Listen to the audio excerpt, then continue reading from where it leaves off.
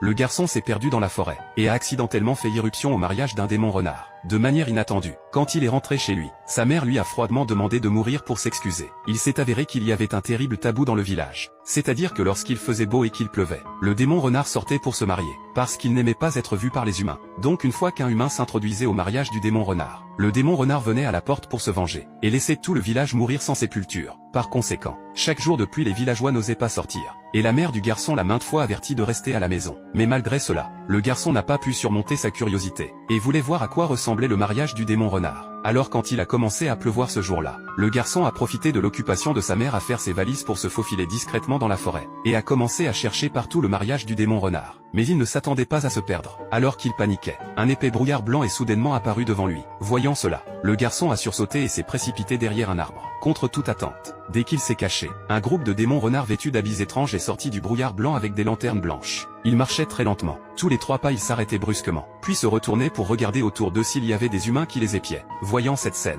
le garçon était terrifié, et n'osait faire aucun bruit. Heureusement, l'arbre derrière lequel le garçon se cachait était très grand, et le démon renard ne l'a pas trouvé. Mais à mesure que l'équipe de mariage du démon renard se rapprochait, le garçon a dû se déplacer avec précaution, bien qu'il soit rempli de peur à ce moment-là. Sa forte curiosité l'a quand même poussé à tendre la tête pour vérifier. Cependant, juste au moment où il voulait regarder de plus près à quoi ressemblait la mariée du démon renard, l'équipe du démon renard s'est soudainement arrêtée, et le garçon qui n'a pas eu le temps d'esquiver est tombé dans le champ de vision du démon renard. Voyant cela, le garçon a pris peur, s'est retourné et s'est enfui. Mais quand il est rentré chez lui d'une humeur nerveuse, sa mère se tenait déjà à la porte, l'attendant avec un visage sérieux. Il s'est avéré que la mère savait déjà que son fils avait fait irruption au mariage du démon renard. Alors elle a sorti une épée en bambou de sa manche et la lui a tendue, et lui a demandé d'aller au bout de l'arc-en-ciel s'excuser auprès du démon renard. Si le démon renard lui pardonnait, il pourrait rentrer chez lui, sinon il devrait mourir pour s'excuser auprès du démon renard. Après cela, elle a fermé froidement la porte. Alors le garçon n'a pu que prendre l'épée de bambou et se diriger vers le bout de l'arc-en-ciel, espérant que le démon renard lui pardonnerait.